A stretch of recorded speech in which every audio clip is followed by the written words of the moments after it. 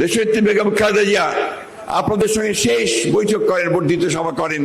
আপনাদের নিশ্চয়ই অনেকেরই মনে থাকার কথা, হোটেল না মেরিডিয়ানে কারাগারে যাওয়ার আগের মুহূর্তে তিনি সেই সভা করেছিলেন এবং সেখানে তার বক্তব্যে তিনি স্পষ্ট করে বলেছিলেন যে আমি হয়তো আপনাদের মধ্যে থাকবো না, হয়তো এই ফ্যাসিস্ট সরকারের কোপানোর পরে আমাকে কারাগারে যেতে হবে, কিন্তু আপনাদের আমি নির্দেশ দিয়ে যাচ্ছি, অনুরোধ করছি যে আপনারা গণতন্ত্রকে পুনরুদ্ধার করবার জন্য আপনাদের এই আন্দোলন আপনারা কখনো বন্ধ করবেন না।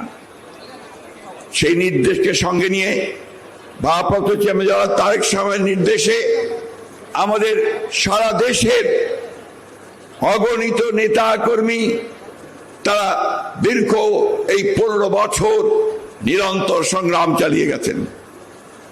তারা প্রমাণ করেছেন যে একটি গণতান্ত্রিক দল এবং একটি আইন মেনে চলা, সংবিধান মেনে চলা একটা রাজনৈতিক দলের উপরে যে নির্মম নির্যাতন নিপীড়ন এসেছে, তারপরেও শহীদ প্রেসিডেন্ট জিয়া রহমানের সৃষ্ট এই দল, যিনি আমাদেরকে নতুন করে পথ চলতে শিখিয়েছিলেন, বাংলাদেশের মানুষকে নতুন পথের দিশা দেখিয়েছিলেন, নতুন করে গণতন্ত্রকে পুনঃপ্রতিষ্ঠিত করেছিলেন, সেই নেতা আমাদের স্বাধীনতা ঘোষক শহীদ প্রেসিডেন্ট জিয়া রহমানের উত্তমের নির্দেশিত পথে আমরা সামনের দিকে এগিয়ে গণতন্ত্র প্রতিষ্ঠার কাজ করে চলেছি। বন্ধুগণ,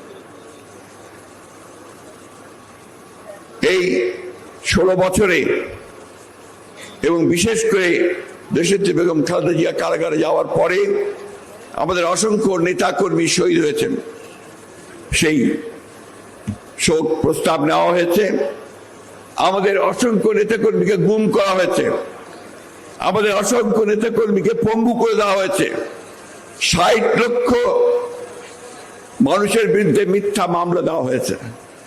একটা রেইন অফ টেরার, একটা ত্রাসের রাজত্ব সৃষ্টি করে গোটা জাতিকে অবরুদ্ধ করে রাখা হয়েছিল। বন্ধুগণ, আমি আপনাদেরকে ধন্যবাদ জানাতে চাই, কৃতজ্ঞতা পরিস্মরণ করতে চাই আপনাদের এই অবদানকে।